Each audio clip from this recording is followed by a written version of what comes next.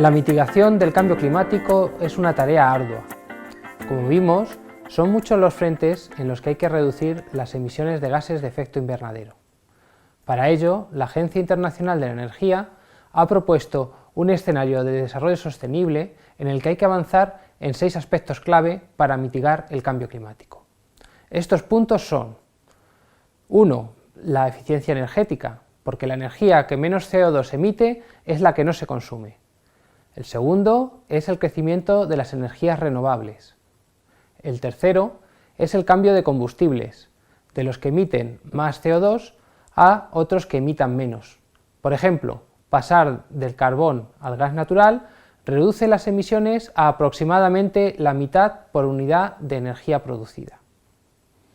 El cuarto punto es un aumento del uso de la energía nuclear. El quinto punto en realidad es una combinación de diversas tecnologías y acciones combinadas de distinta forma. Y por último, y es el punto en el que vamos a centrarnos hoy, la captura, almacenamiento y uso de CO2.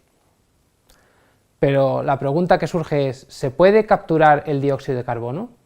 Pues sí, desde hace varias décadas existe la tecnología que permite capturar el CO2 que se emite por parte de grandes industrias o en la producción de energía eléctrica.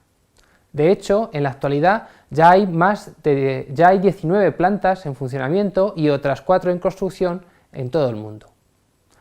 Para el año 2050, esta tecnología debería ser responsable de un 9% de la reducción de las emisiones totales. En el periodo 2019-2050 se deberían capturar de media por año 1.500 millones de toneladas. Sin embargo, en el día de hoy solo hay capacidad para unos 40 millones, por lo que el camino que aún nos queda por recorrer es muy largo. Y una vez capturado el dióxido de carbono, ¿qué hacemos con él? Bien, pues existen dos opciones principales: el almacenamiento y la reutilización. No es viable hacer el almacenamiento en grandes tanques o depósitos, debido al gran volumen del que estamos hablando.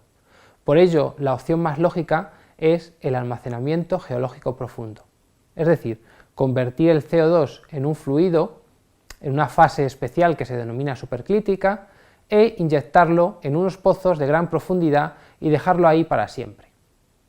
Esto ya se lleva haciendo varias décadas para la obtención de petróleo y la técnica está bastante desarrollada. Además, en algunos casos se ha podido comprobar que el CO2 que se inyecta se combina con las rocas del subsuelo y se mineraliza, es decir, deja de ser CO2 y pasa a ser un mineral en fase sólida, que es prácticamente imposible que vuelva a la atmósfera. Pero el dióxido de carbono también puede ser reutilizado. En muchos procesos industriales, de hecho, ya se está haciendo.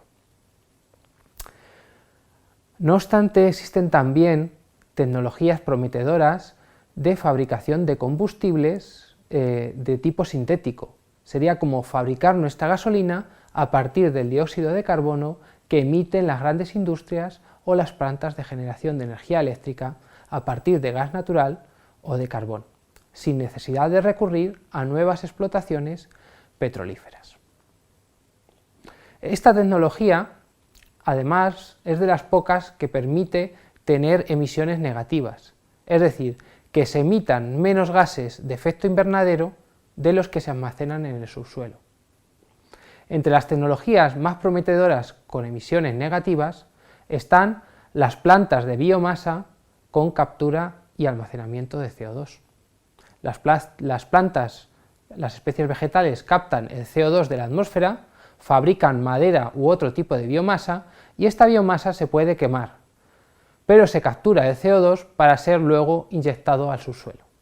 El resultado es que finalmente hay menos CO2 cada vez en la atmósfera. Por último, y como tecnología de emisiones negativas, también está la captura directa desde la atmósfera del CO2. Esta tecnología permitiría quitar gases de efecto invernadero de la atmósfera para luego inyectarlos al subsuelo, desde donde nunca deberían haber salido. De momento está en fase de desarrollo, pero tiene también un futuro muy prometedor.